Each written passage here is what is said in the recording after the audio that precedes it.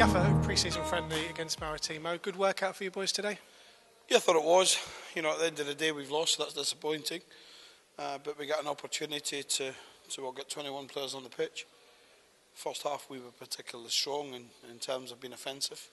And could and should have really turned 2 or 3 ahead. You know, good opportunities for your Matt Stevens, for Ryan Tavazzoli, Rhys Bennett, almost good opportunities. Jason Naismith is perhaps do better, one volley over the bar. You know, so we're really pleased with the first half. I think second half we made 4 or 5 change half time. Looking at minutes, looking at people's data, I don't think we were as fluent in any way in the second half as what we were in the first half. But we still created the main threat and still controlled the majority of the ball, and that's pleasing considering that. Speaking to the Maritimo coach afterwards, he was telling me that although they lost late to Sheffield United in Hull City, they dominated both for long periods. And I think it was the reverse today. And his words to me are a little bit comforting when he said, the best team we play in the only game we win out of 3. So, but a lot of good performances, a lot of disciplined performances, and 3 or 4 lads that are yet still finding their feet, which is customary in pre-season.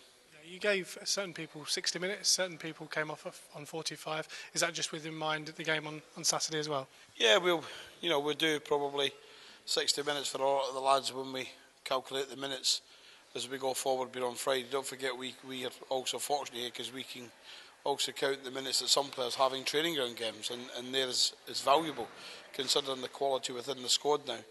But we'll go forward on Saturday. It'll be a different starting 11, obviously. It'll be different personnel, perhaps in different 1 or 2 different positions as well. And then we'll build up to hopefully get a positive result and go back home where the players will be looking forward to 90 minutes midweek. And well, I can't say cooler conditions because speaking to my wife, it's as hot back home. So, but you know, I think pitch side today at one point was 35 degrees in the second half. So it shows you the conditions that we're playing. But we'll have to play that because it could be like this on the 4th of August. Obviously you had Cummings play a little bit longer today. Obviously his first real look at him in a pre-season game, and looked very sharp, didn't he? He did look very sharp. I thought his link-up play was good. The purpose at the start of the day, the strategy would have been to give Jason 60 minutes and perhaps Jack Marriott a little run towards the end. We had a real concern about the physicality of 1 or 2 in the Maritimo side. I don't think there was any naughtiness. I think it was just physical, and so we decided to make 0 risk.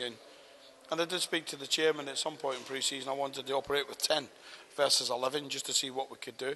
So it was an ideal opportunity with 10-15 to go to bring Jason hard-earned endeavours to arrest and bring him off. And if anything, I think with 10 we created 2 or 3 good chances late in the game that certainly should have seen us equalise, never mind win it. But I think the other thing that sticks in my mind was the supporters who travelled all the way from my city, from Peterborough. It was Peterborough United fans. It was brilliant to see so many there.